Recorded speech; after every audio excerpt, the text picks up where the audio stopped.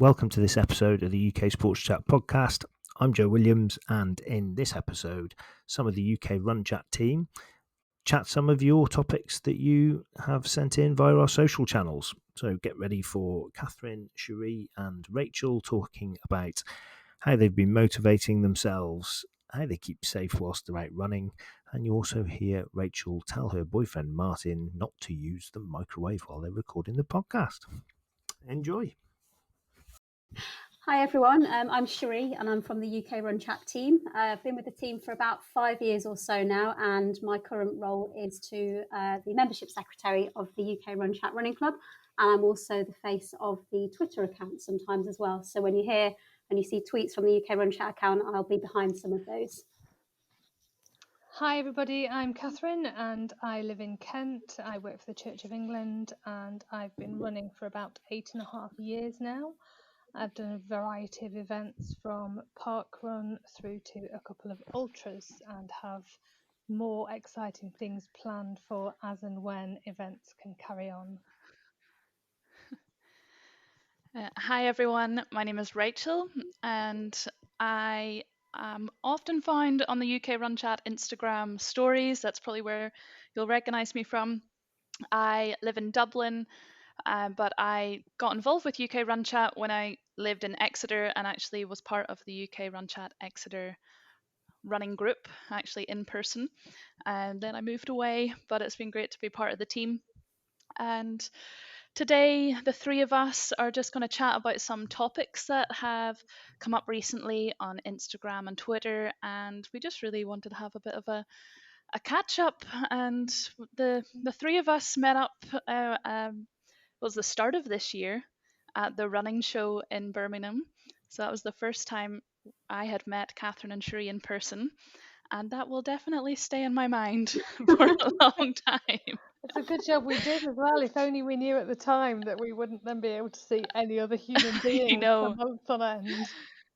And it feels so long ago, but at the same time, not so long ago at all. I know. Yeah. I'm kind of glad we had that night because that was definitely a night out that has lasted me this whole year. I think that says it all. Yeah, I definitely wasn't ready for it to end. I feel like we could have just carried on because that's all the nights out for this whole year now. I know, it's so funny. Next time. Yeah, definitely. When we can get back to that, we'll be on that stage in that club. And I thought I was best friends with the DJ, but anyway, we'll leave it at that and get on to some running chat. Before we just get into those topics, you've both been running this morning.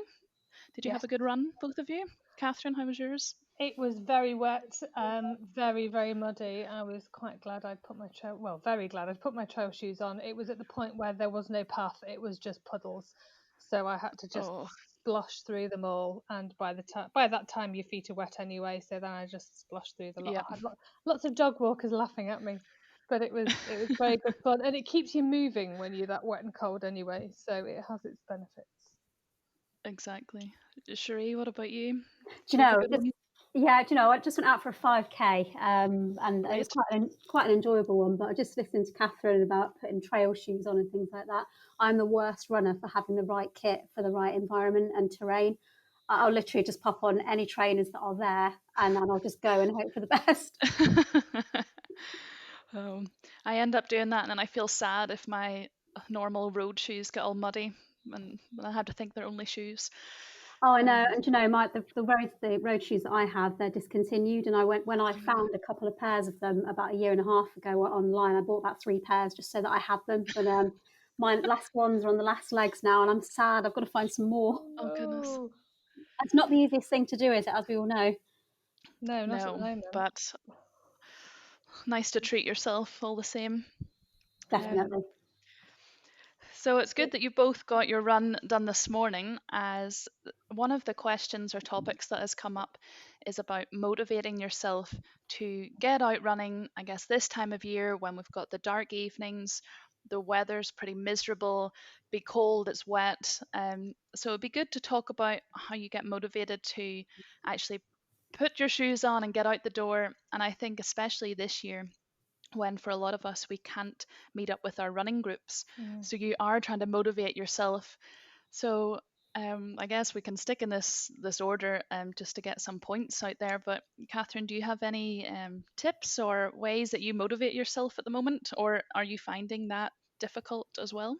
I think for me, it's just a question of routine. I am a creature of habit anyway. That is my nature. And for the last however many years, I've been getting up on a Saturday morning to go to park run. The big difference for me in this scenario that we are in at the moment is that I've started doing some strength training. So I do a kettlebell class on Zoom 3 times a week. So I then run 3 times a week on sort of opposite days. And I think I've just been doing this for so long that it is just part of my normal routine. But saying that, I could quite easily talk myself out of it. I could have quite happily stayed in bed this morning, and I have to get to the Yeah. point where I literally say to myself, Catherine, the sooner you're out, the sooner you're going to be back. Just get up, Yes. get dressed, and go, because you're just going to regret. I know that I'm going to regret it later on if I don't. And I know it was raining when I went out. I actually don't mind a rainy run once I'm out. It is just that first step of getting up and getting dressed and going. So true. Yeah, once you're out there, it's fine. Yeah, But exactly. yeah, being in that routine definitely helps. Cherie, what do you think at the moment? Are you finding that motivation to get out, or how's that for you? Yeah, I think the three of us might be in the same boat. We're all working from home at the moment, aren't we? Yeah. Yep.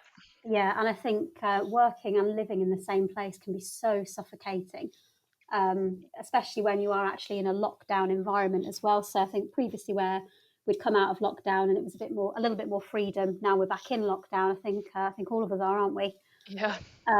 So it does make it a little bit more difficult to just get out and do things, especially as there's no social element and there's nothing you can actually get out and do.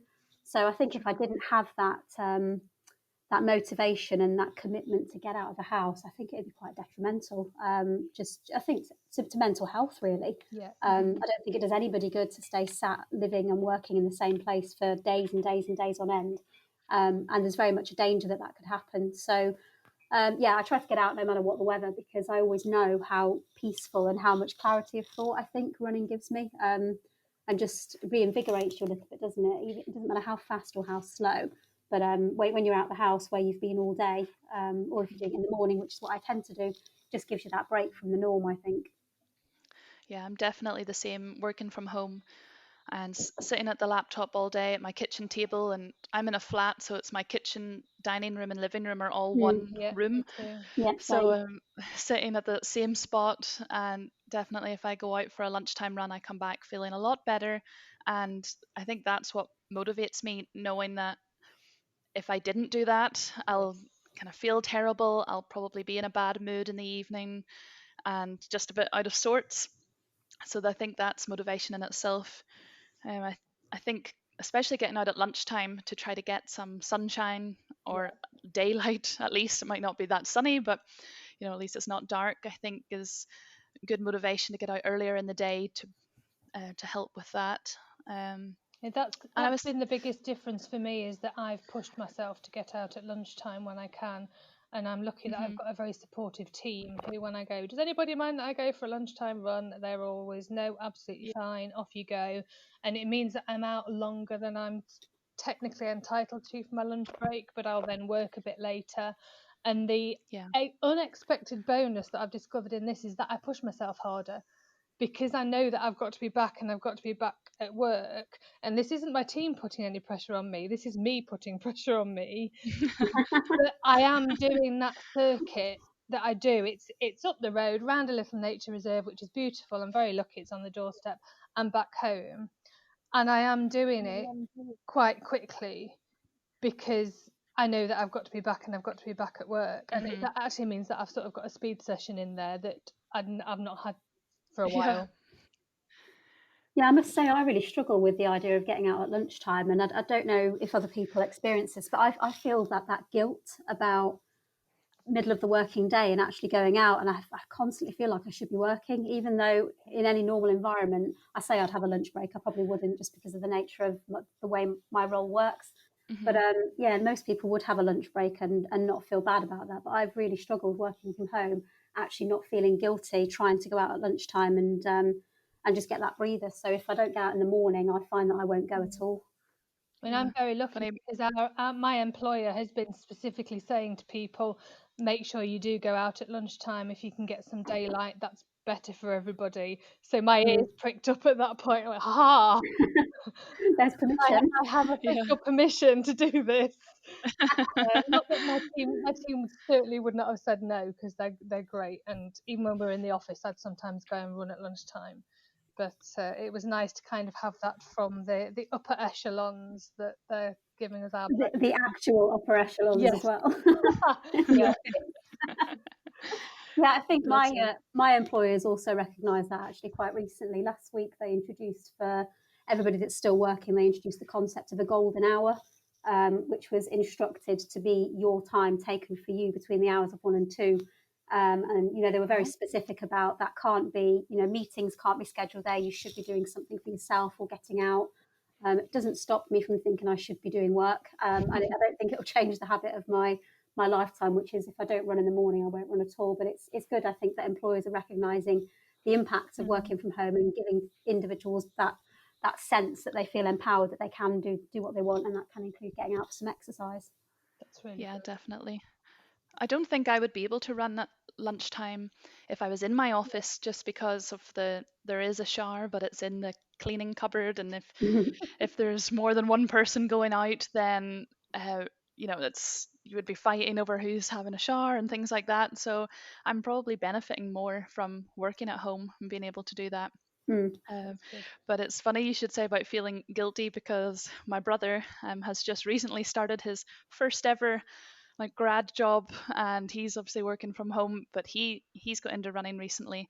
So then he's trying to do a lunchtime run, and he said he felt like it was illegal. So now we're calling lunch runs illegal runs. So I message him like I went for an illegal run today, even though we know it's totally fine. Yeah, But that's our word for it. yeah, I could definitely empathise with that. But it's good that he's trying to get into that routine probably from the beginning, That's so very it will good. Yeah. feel normal soon. Yeah, and that's the thing. We just don't know how long this whole situation. I know lockdown will probably end at some point, but actually the whole work from home dynamic, we just don't know how long that's going to last. Hmm. Do we? So we do need to make sure we get into some positive habits and try to keep those routines up so that we can come out of it hopefully stronger in all senses.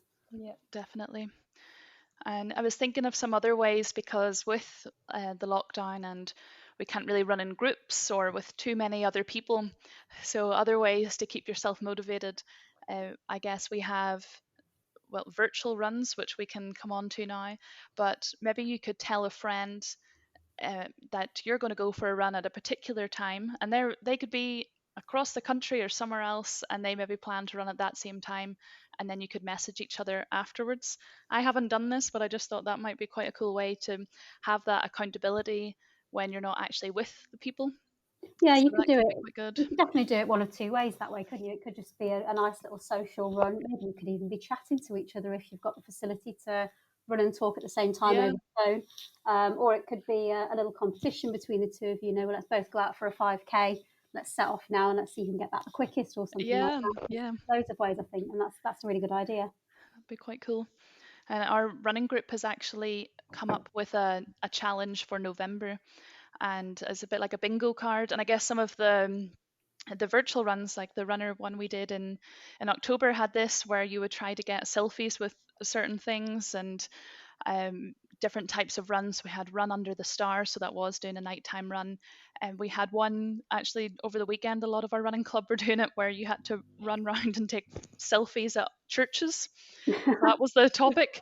Um, and then also doing like the fastest mile or hill sprints, just different things, and you could tick them off on different days. So that was definitely encouraging people to get out. I quite like that Yeah, idea because I'm missing being on a training plan. I think that's the one thing about my motivation, that I'm missing being on a training plan because I've been doing races for so long that I'm virtually permanently on a training plan normally. And Yeah.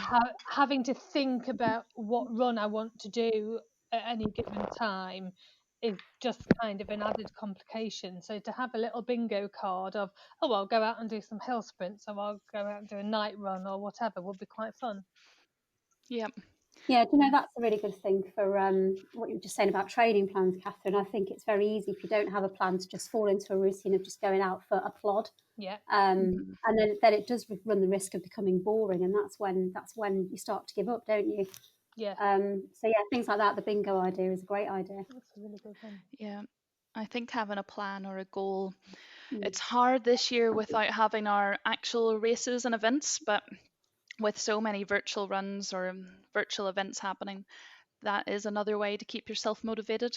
And I know I'm training for virtual Edinburgh Marathon at the moment, and I've put that date myself as to the 5th of December, so I'm working towards that. So that's definitely motivated me, although I can't say it's in any way a normal marathon training plan because I know it's not really the real deal, but it's still helping me do the longer runs that potentially I would not have. I ran 35 kilometers yesterday, and there Oh is no God. way I would have done that if I didn't have a virtual event coming up. Yeah. And you might say, well, you didn't really need to do that. Like, life would have been fine. But it's something to do. Makes you feel better. So I think having those virtual events is worthwhile. Have you taken part in any over the past couple of months, or do you have any coming up?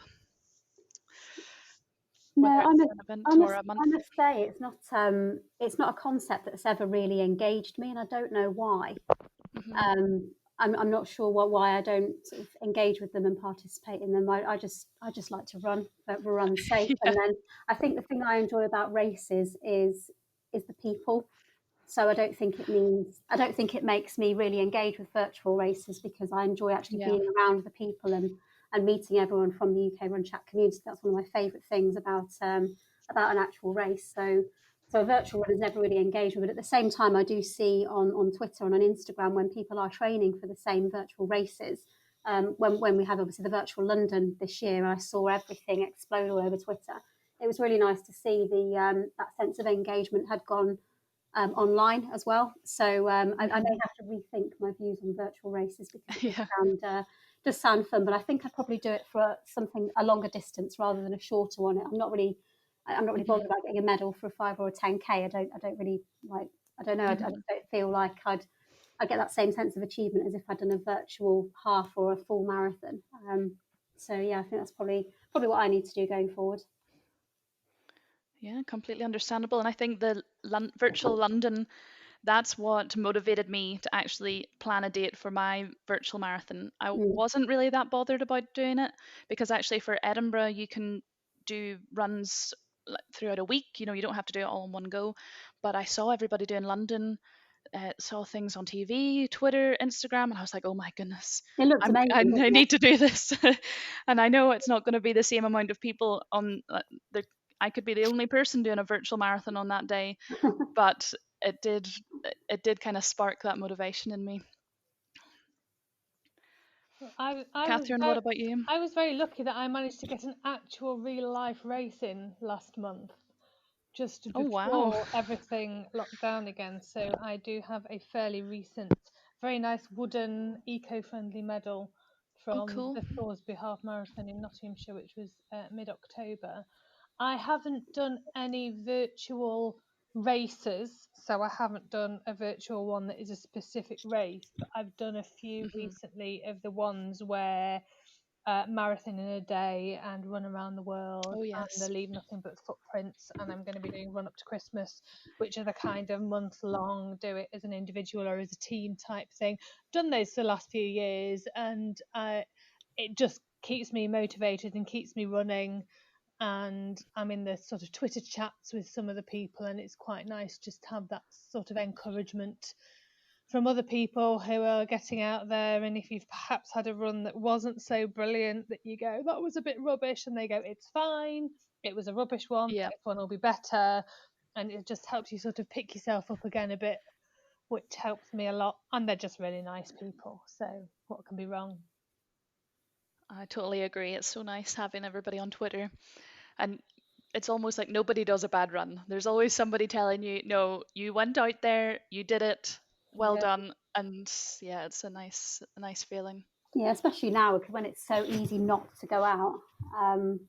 It's just much easier to sit at home, especially as the weather's getting worse, it's getting darker. I think any run is a good run, isn't it now? Yeah, I always remember. I think I didn't do the actual NHS Couch to 5K, but I did the NHS Couch to 5K Plus, which is some extra bits for once you can do 5K.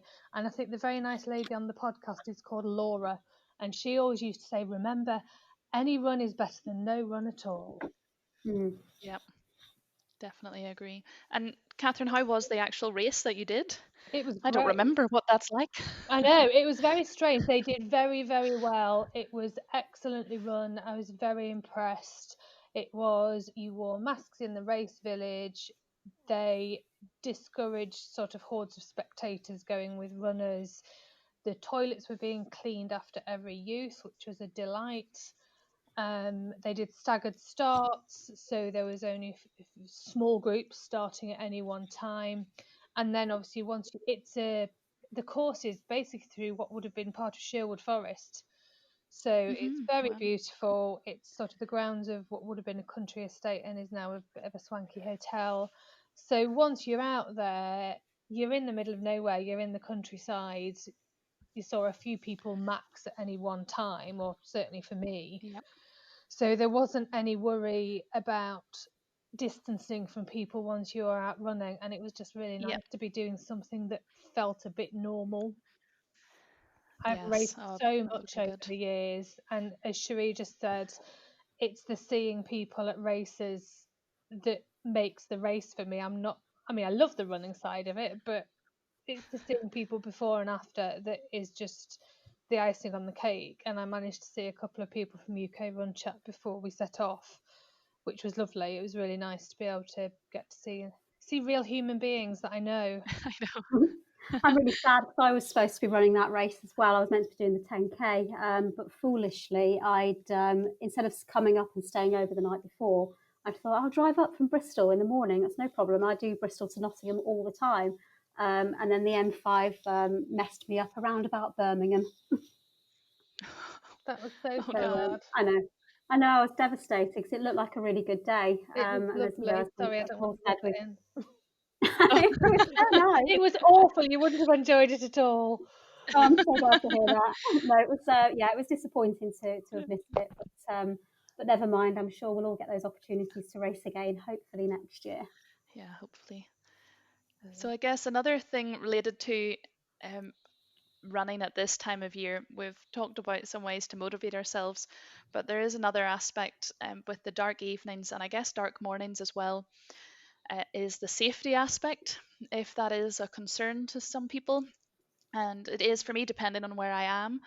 So I thought we could chat a little bit about how we overcome that, if there's any tips and advice we can give to anybody listening, and perhaps you are wondering that yourself, or maybe you haven't thought about the safety aspects of running in the evening, and this might make you think about it. So, what do you two think? Do you have any ways that you keep yourself safe when you're running in the evenings? I know we just said about running in the mornings and lunchtime runs, but I'm sure there are times when we're out in the evening. And is there places you would avoid or things that you do to keep yourself safe? Yeah, I think I saw something actually online a few weeks ago. I was just randomly seeing things as you do, and I saw this. I saw an Instagram account. It was run by a doctor, and they were asking people about their safety considerations, male versus female. And I Yeah, found it really quite interesting that the results of this, well, the findings of this survey showed that men don't really feel the need to have to consider safety prior to leaving the house to go for a run. And obviously, that's not going to be the case for all men, but that was the general consensus of this survey. Whereas every single woman that was questioned had a different answer for the things that they feel they have to consider, which I think is so sad. But unfortunately, it's a fact of life that we're in now, isn't it? definitely. I think that there's some parts, there's definitely areas when I'm running in the evenings, like I wouldn't go into the park that I would usually Mm. run in during the day because it's not lit up. Um, Whereas I know that my boyfriend, who is currently just walked in, and I'm telling him, don't put the microwave on. So Just be hungry. I know, but I know that he probably would run into the park where it's not just as lit up, and so that's definitely a difference. But then there's some aspects of safety, especially where I live, and it's the traffic. Like I think sometimes just being lit up so that the traffic can see you is very important, and that should apply to everybody, and even people who are walking, not just running. So there's things there that everybody should consider. But then I think, yeah, I'm not surprised that women would maybe think about these things a bit more in terms of maybe where they're running, and who knows, like planning where you're going to go and who knows where you're going to go. Like you can put a tracking thing on your phone. Like I can't get any words out here. Strava, isn't it? Strava beacon. Yeah. And you can do that, or like the Google tracking thing. So maybe women would be more likely to say, well, this is where I'm going to go and I'll be here. And I've said that to my boyfriend before, and he's just like, okay, see ya. And I'm like, you need to know where I'm going to Are you be. actually listening and taking note of what I'm saying to you? So Yeah, maybe it's I hard, isn't think it? I worry too much, but I'm quite up on my trying to stay safe things. Yeah. Catherine, what do you think? I mean, I'm very lucky. It's not something that's ever really. I mean, obviously it's crossed my mind, but it's not something that's ever concerned me particularly. Partly because up until I moved house last year, I've always been sort of running around on roads anyway, and I've always finished work. I start work early and therefore finish work early. So I finish at 4 and then go for a run. So actually, there's still a lot of sort of school traffic and things about at that time of night.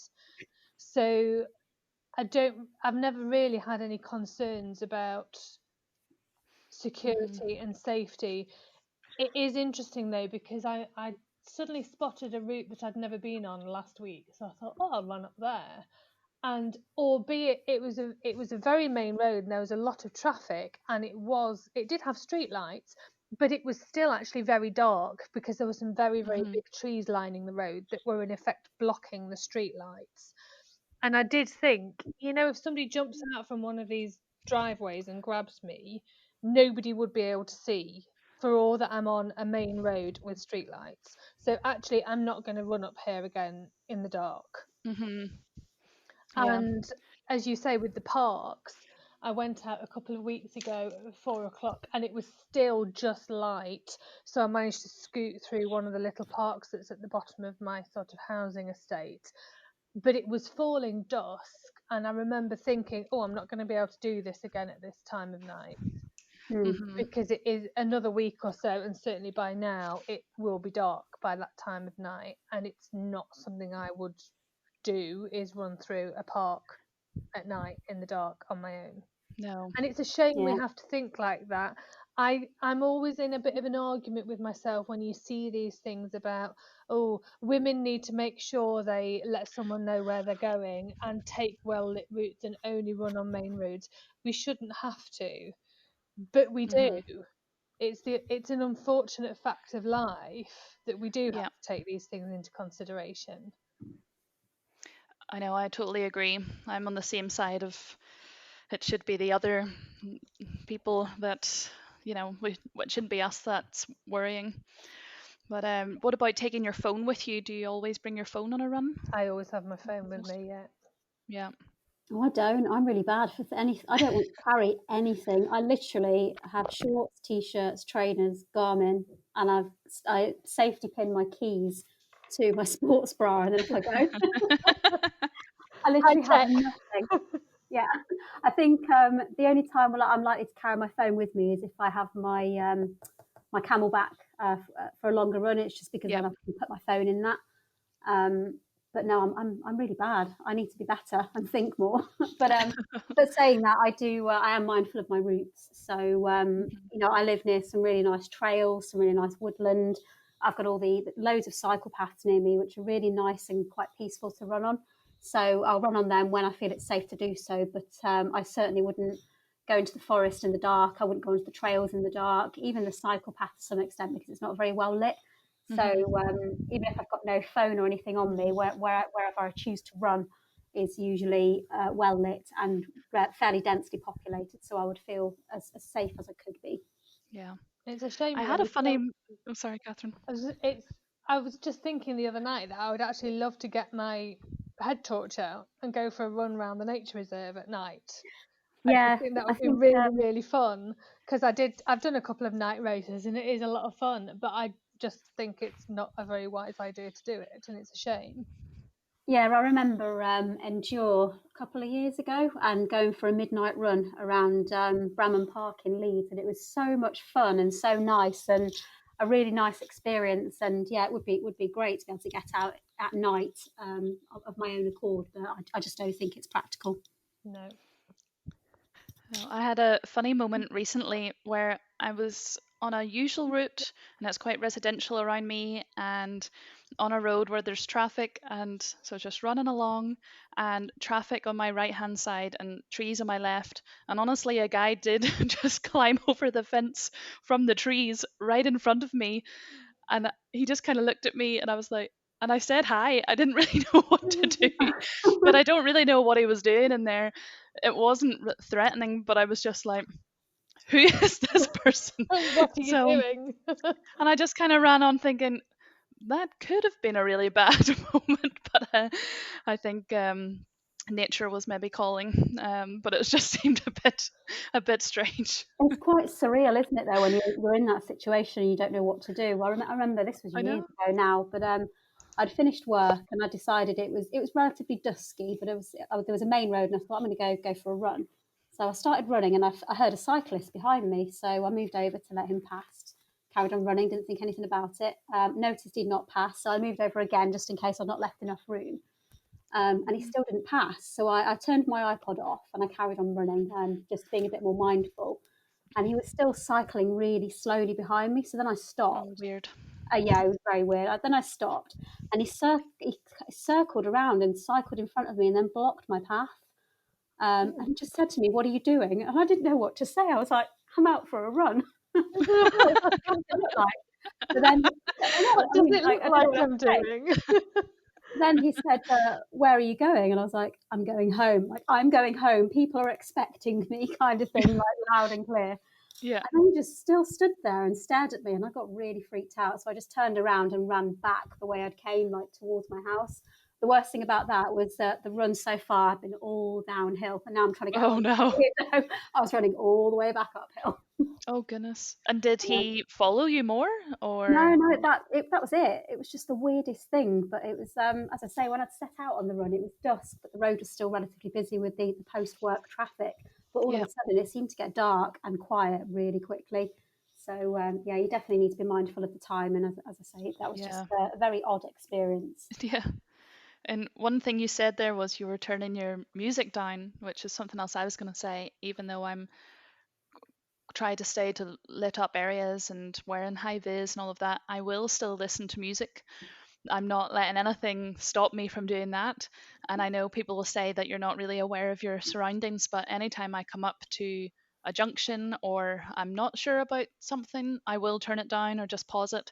But I wouldn't want to give up my music. No, I think I used to run with music all the time, and it was only, as I've just said, I don't take my phone out with me. So previous to that, it would be my iPod Shuffle, which I still have, and I am not giving up for anybody. But yeah, I don't think it works anymore. If I'm honest, I've not used it for a while. But I Oh, started at the start of the pandemic when we had the first lockdown. I thought, do you know what? I'm going to just go out for a run without my music because the iPod's not working, and I'll see how it feels. So now I do. Now I can run without music. I've trained myself to do so, but I do like running with music still.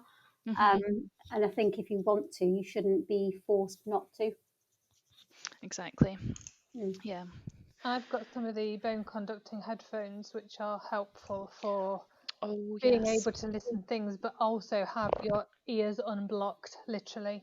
So I am a newcomer to podcasts for running, but I do still have something going on so that it distracts me from the run. I've got Yes. some of those as well. I think my head's too small for them though. I can't make them fit. I wish I had that problem. I've got a big head. They came in different sizes. No, those are probably a good idea. I still have AirPods, which I love using them, but I've heard lots of good things about those types of headphones. Do they? Christmas I've toyed with AirPods. Do they not fall out? I would feel concerned that they would fall out. I know people always say that to me, but I actually have really small ears. Like, I think I have a big head, but I have small ears. It's a bit disproportionate. So your AirPods are jammed into your ears. Yeah. I have no problems. Brilliant. Well, we Yeah, are a I might- family of people with very round heads, shall we say? My mum has, and my sister and I, and my niece and nephew. So heads not being big enough for headphones is not something that we would come across in our family. Oh. Well, it's great to get that advice and hear your thoughts. It's good that some of our ideas on these things are a bit different. So I guess what's next in the running calendar for everyone? Whether it's That's a really at the good moment or question. maybe next year. I know it's very hard to plan, I guess. Is there anything happening at the moment virtually for either of you? No, nothing for me. But I think Catherine mentioned run up to Christmas earlier, which is I think with my job it's so easy to get sucked into just doing nothing but work in December, which is one of our busiest times of the year. So I think I'll want to get motivated to get out every day in December. So I think I might get involved in that. In terms of real life races, I've only got Manchester Marathon booked, that's moved back to October now, hasn't it, next year? Yes. Oh, yeah. Yeah. So yeah, quite a long way off, but I'll certainly look to book something early on next year if we can, because I am definitely missing that whole getting together and seeing everyone. And I used to love as part of things like Shrewsbury and Manchester, we'd always go out for dinner the night before, then there'd be something afterwards as well. Manchester especially, there's always a pub for post race, which is one of my favourite things about that particular event. It's such a good time. Catherine likes to have a snooze in that pub as well, don't you? Yeah. Become tradition, post run snooze. That sounds ideal. Manchester is one actually that everybody hypes it up, but it's not been a race that I've ever really felt, oh, I better do Manchester. But maybe sometime Yeah, just to it's see everybody. yeah, a lot of people tend to do that from UK Run Chat because the whole northern community tend to get together in that one. But it is flat, it is fast, and it's really really well supported. And I must admit, I think I've done it 3 times and I've always had a good time. And then next year when I do it again, it's on a new route. They've changed the route to Okay. incorporate some of the city centre, which will be quite interesting. Nice. So looking Cool. forward to checking that out. So one I would wholly recommend, definitely. Okay. Yeah. Well, in theory, I've got various races that have rolled over from this year to next year, but the ultimate aim is that they're mostly training for Race to the Castle, which is in June. Ooh. So I did Race to the Stones last year, so I'm hoping, fingers crossed, that by June it might be good for going ahead, because I think races, especially, I mean, it's a trail race, they start kind of in fields. I can't see why by then they can't have things in place for things going ahead. I mean, I would imagine the issues will be around sort of the aid stations, and they have a campsite halfway. So I would imagine they're the issues that they will have to iron things out, how that's all going to work. But True. I am hoping that by then it might be able to go ahead. What I'm really hoping, though, is that the things that I've got booked in aren't going to then be lost, because they're all my training things. So, for example, I should have been doing Manchester in April as a training run. I mean, it's all gone a bit weird when you're doing marathons as training runs, but Manchester was supposed to be a training long run for the ultra, and then that's now been bumped to the autumn. So I will struggle with my training for Race to the Castle if I can't get some races in. I think it will just be very very hard work doing it all sort of under my own steam. Yeah. We've got Endure as well, actually, haven't we? That's rolled over from this year. I forgot about that in July. Yes, that's the weekend after Race to the Castle, so I Oh my can't goodness. imagine I'll be getting many laps of enduring, but I'll come for the crack. Oh, do you know, when we did it a couple of years ago again, and I loved that so much. Again, it was the atmosphere, the environment, everybody, the camaraderie, the whole setup was absolutely amazing. And I was so gutted that we couldn't do it this year because I really, really wanted to. So I'm crossing my fingers that we can do that next year because that was such a fun event. What Yeah, it about you, sounds like a lot of Rachel? Have fun. you got stuff booked in? Nothing. Well, I guess Edinburgh then should go ahead as the real event next May. I don't know if they've actually announced anything about that, but because I then chose to do the virtual version of it this year, then some of my entry fee then went towards the actual event next year. So should be able to do that. And I don't actually have anything else booked in. I'm the type of person that will have maybe one or two big races, and then that's really it. I mean, I like getting the medals and things, but I tend to just have one big goal. But there's an ultra marathon. That'd be my first ever ultra marathon Oh, on the north coast of Northern Ireland. I think it is literally called the Causeway Ultra, and they do a 10k half marathon, marathon, and ultra, and it goes along some of the beaches around the Giant's Causeway, all around there. And that's where I'm from. So I would just love to go and do my first ultra marathon there, and that would be in September. That sounds So great. it's hopeful. It did actually go ahead in September of this year, but I think it was a lot of out and back along a beach. And so I think if you were somebody that had done that race year in year out, you would go and do it. But I thought, no, I'm not making that my first one. No. So hopefully next year I would do that, as I love doing the trail running and being a bit more adventurous. I have some of my own kind of plans. I'm really close here to the Wicklow Way and the Wicklow Mountains, and I can't get to them at the minute because of our restrictions. But I would love to try to run the different sections of the Wicklow Way, and I think there are events and things like that to do that. But I might just go and do it myself and try to camp or stay somewhere overnight and make it into a bit of an adventure. So that's a plan for some time that sounds next year.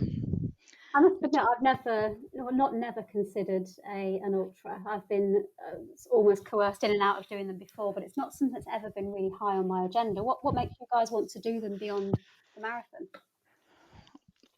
Well, Catherine, you can give your bit first, as you've you've done a couple. Yeah, I've done two now. I've done one 50k and 100k. I think it's Oh my god! I love that. It's so casual. I've just done a 50k.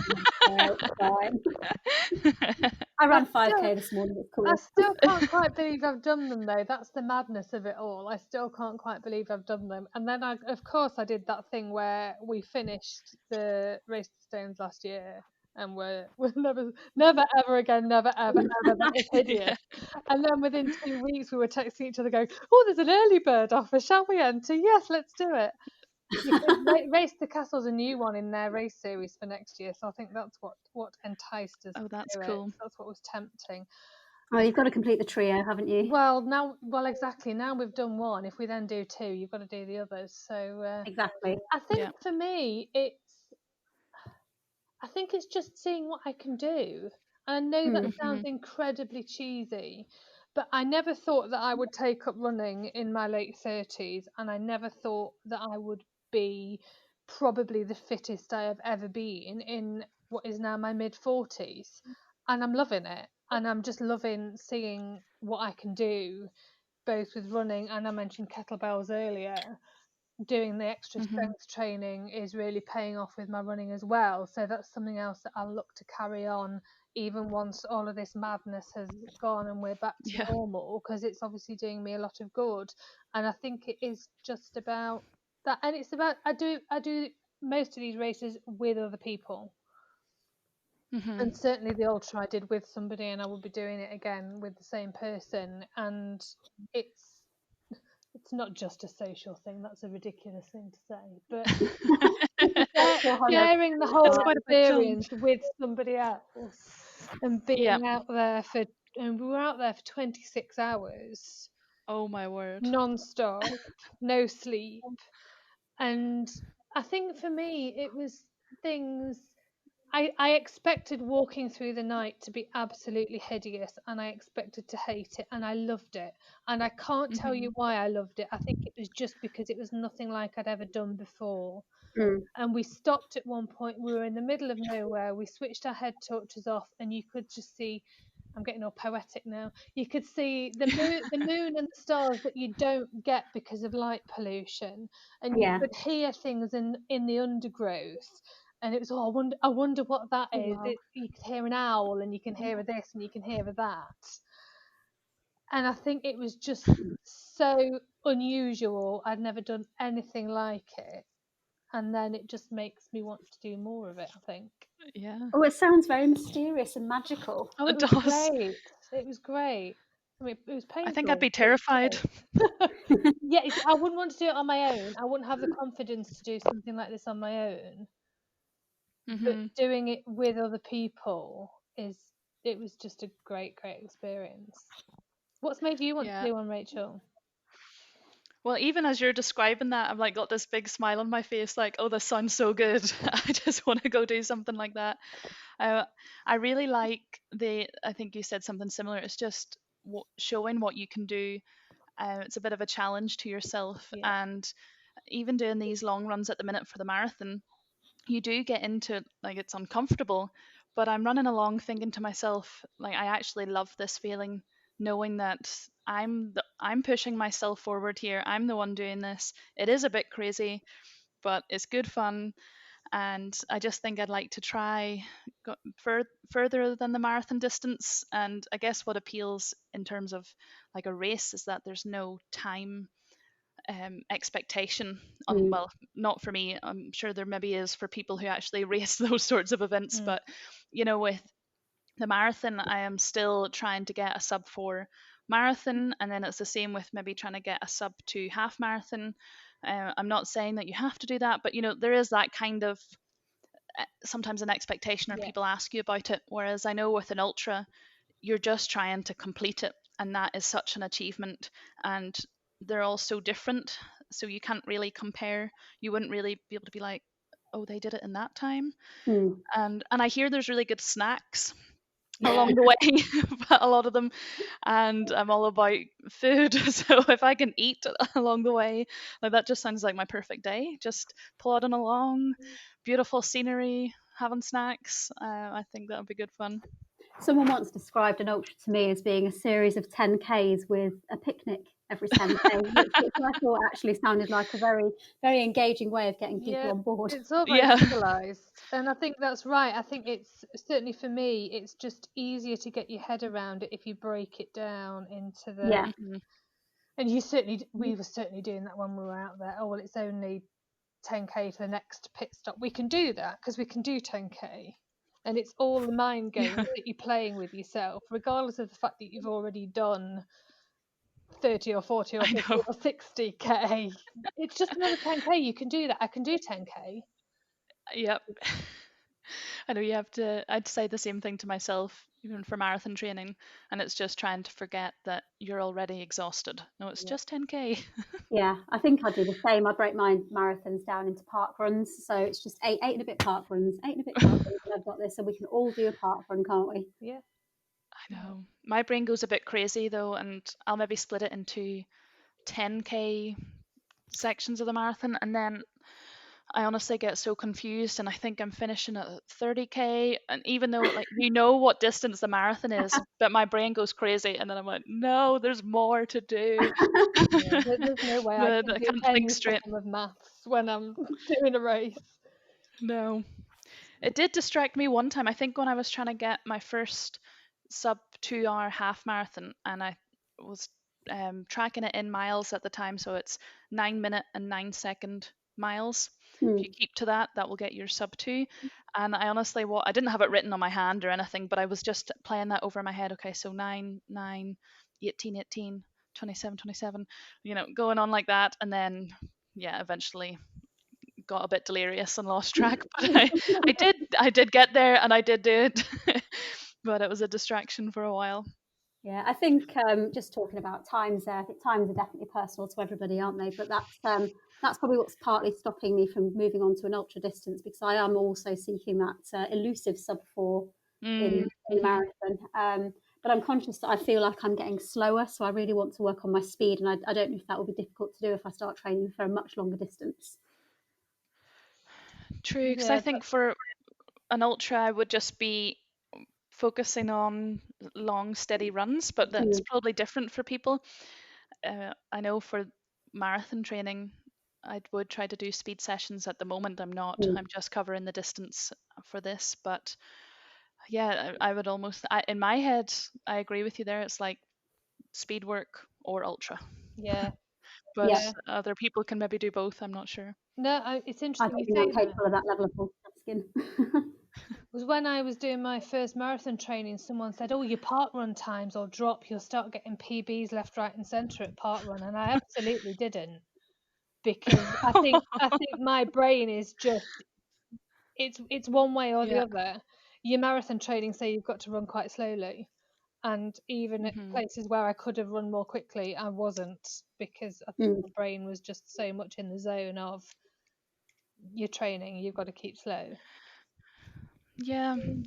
Oh, I feel like this could get into a whole other deep conversation, another podcast, because Oh yes. I know with there's people would ask, maybe it's somebody doing their first 5K or they've done their first 10K and they're wondering, should I try to improve that time or should I move on to a half marathon? I've seen that question come up Mm. on Twitter quite a bit, but a lot of responses tend to be, if you aim to go further, then you're likely to get faster on your 5 and 10K naturally.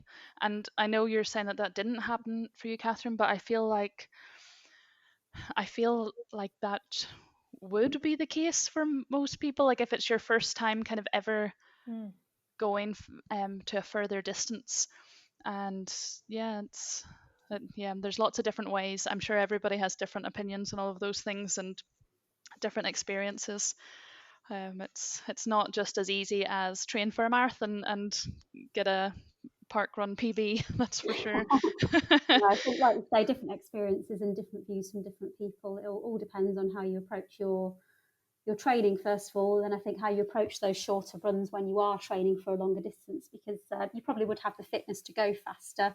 It's just Hmm. whether or not you want to do that. So yeah, very unique to each person, I think. Yeah, I agree. Yeah, very true. Well, there we've got another podcast topic anyway about our training and training plans, and maybe we could get somebody to give us good advice on all of that. Definitely. If Great you're idea. listening, give us a shout. All feedback welcome. Well, I think we've covered quite a bit there with our motivation for running at this time of year and some of our safety tips. And it's great to hear all about the races coming up and things that are keeping us motivated. Hopefully, we will be running in person, you know what I mean, with other people at some point, and maybe we'll have another reunion in Birmingham sometime. That would be good fun. Fingers crossed we can get back there next year. Yeah. Well, thank you, ladies. It's Okay. been lovely. Yes, it has. I've really enjoyed this. So yeah, must do it again sometime, and we'll get some more topics from our listeners thrown at us. I'm sure. I'm looking forward to hearing what everyone's got to say, and I'm sure we can chat about anything that people want us to. Yes, Yeah. please do shout up on Twitter or Instagram or anywhere else that you know how to get hold of any of the UK Run Chat team if you've got any more podcast topics that you'd like us to cover, and we can do that for you.